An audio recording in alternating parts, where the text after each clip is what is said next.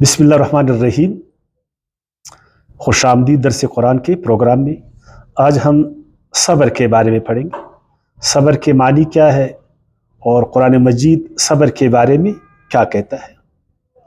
صبر کے بنیادی معنی ہے ثابت قدمی، بلند ہمتی، استقامت، استقلال، مستقل مزاجی، جرت اور شجاعت، بے خوفی، بلند حوصلگی، ہدف اور مقصود کی طرف آگے بڑھتے رہنا، توازن کو قائم کرنا، حد میں رہنا، اشتعال میں نہ آنا، جلد بازی نہ کرنا اور اپنے مقصد پر ڈٹ کر رہنا، یہ لفظی معنی ہے۔ اسی لیے عربی میں الصبیر مضبوط اور جو پہاڑ ہوتا تھا مضبوط بڑا اور بلند، تو اس کو الصبیر کہتے تھے۔ اور کشتیوں کو متوازن رکھنے کے لیے اس کے ایک طرف میں وہ کچھ چیزیں رکھتے تھے وزن کے لیے، کچھ پتھر بھی رکھتے تھے وہ، اور کچھ بوریاں بھر کر رکھتے تھے۔ ان کو عربی میں الصابورہ کہا جاتا تھا، تاکہ اس کشتی کا جو توازن ہے وہ خراب نہیں ہو جائے، وہ ہچکولی نہیں لے لے اور سیدھے اپنے ہدف کی طرف جائے، یعنی اپنے موقف اور پروگرام پر عزم و جزم، استقامت اور استقلال کے ساتھ کاربند رہنا، یہ صبر ہے۔ اپنے مطلوبہ چیز اور ہدف کی طرف ثابت قدمی اور دلیری کے ساتھ مسلسل آگے بڑھتے رہنا، یہ صبر ہے۔ اور اس راستے میں جو مشکلات اور مصائب درپیش ہو ان کو ہمت اور جرت سے ان کا مقابلہ کرنا، یہ صبر ہے۔ قرآن مجید میں صبر کا لفظ مختلف شکلوں میں 35 بار آیا ہے، 35 بار، تاکہ اس عمل کو ہم سمجھیں، اس لفظ کو ہم سمجھیں، اپنے اندر جرت پیدا کرے، استقلال پیدا کرے، ہمت پیدا کرے، دلیری پیدا کرے۔ اور قرآن مجید کی تیسری سورت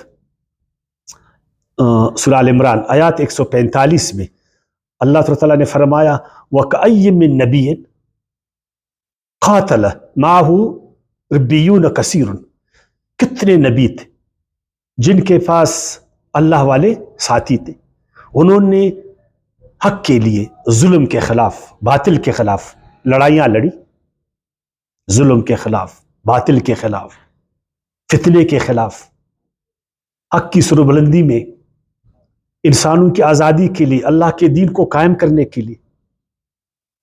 فما وہنوا، وہ ایک دن کے لیے بھی بے ہمت نہیں ہوئی، ہمت وہ نہیں آ رہے،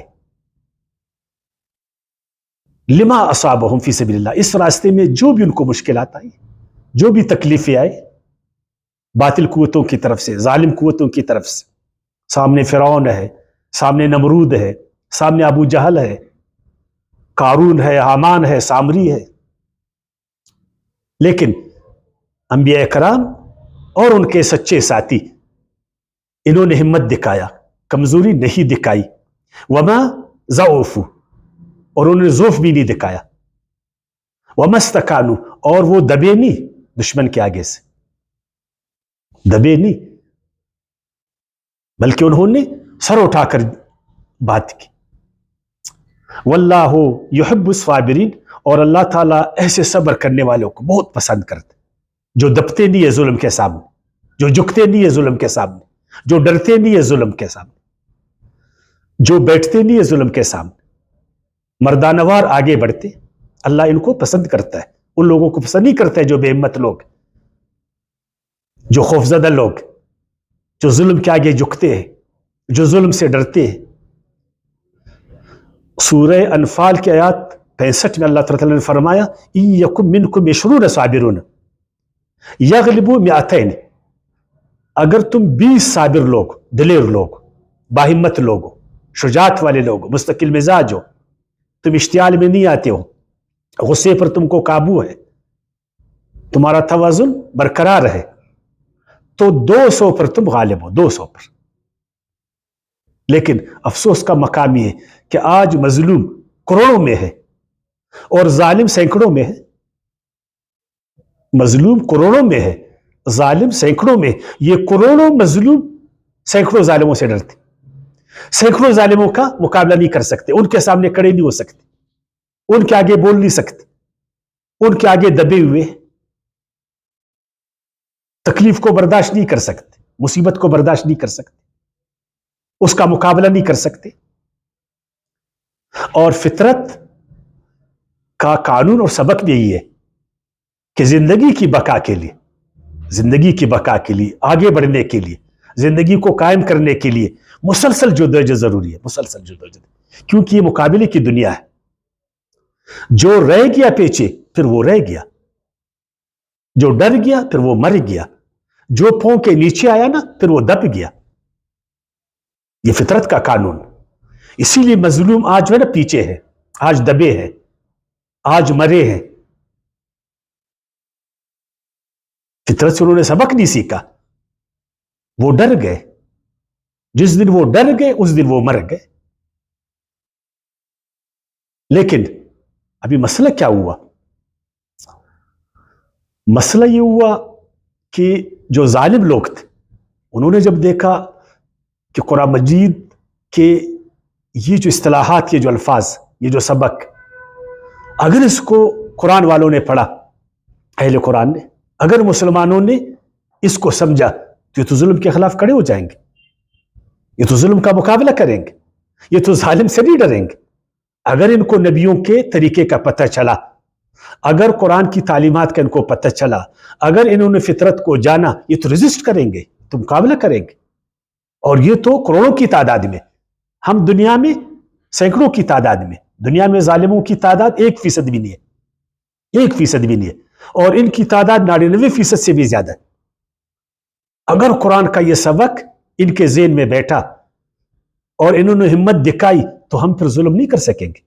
تو انہوں نے مذہبی پیشواؤں کے ساتھ مل کر، کن کے ساتھ؟ مذہبی پیشواؤں کے ساتھ، اس لفظ کا ترجمہ انہوں نے غلط کیا۔ کیا ترجمہ کیا؟ برداشت کرنا۔ صبر کا مطلب برداشت کرنا، ظالم کے ظلم کو برداشت کرنا، جابر کے جبر کو برداشت کرنا، زوراور کے زور کو برداشت کرنا، ظالم ادھر مارے یہ بھی اس کو آگے کر دو، اس گال پر مارے اس گال کو بھی آگے کرو، بولو ایک اور بھی مارو، اور ظلم کے خلاف آلتی پالتی مار کر بیٹھ جانا، اور ہر کام کو اللہ پر چھوڑنا۔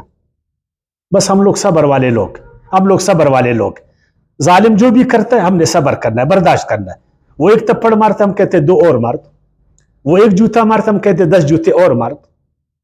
یہ انہوں نے ایسا کیا۔